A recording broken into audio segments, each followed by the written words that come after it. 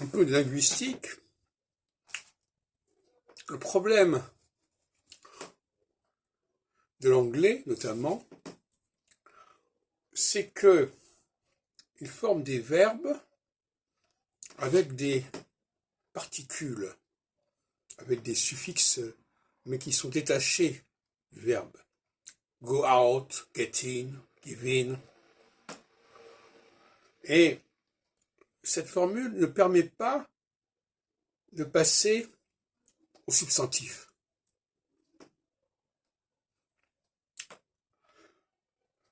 Et par exemple, en français,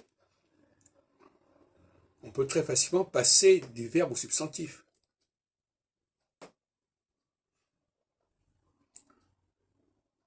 Parce que le suffixe se prête à une substantivation.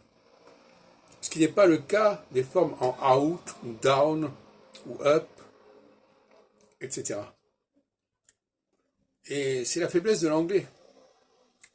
Et à partir de ce moment-là, l'anglais est obligé d'emprunter pour former des... Au lieu d'avoir des dérivés de ses propres verbes, il va emprunter des dérivations au français.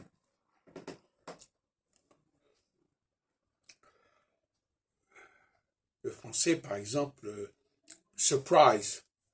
Surprise, eh bien c'est surprendre.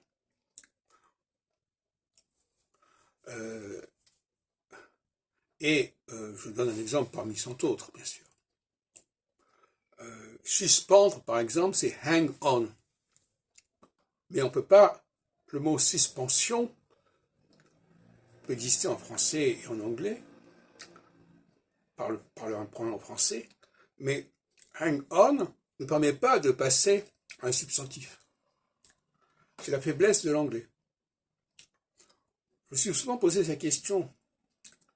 Après tout, l'anglais a quand même des suffixes. Mais ce sont des suffixes qui ne sont pas appropriés pour former des dérivés des substantifs.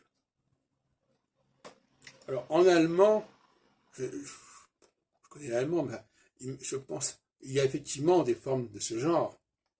En dessous, en Haus, etc.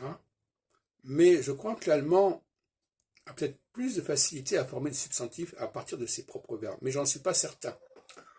Donc je crois que c'est un problème propre à ces langues germaniques d'avoir des suffixes qui ne sont pas, qui ne permettent pas de générer des mots, des verbes, des substantifs, etc.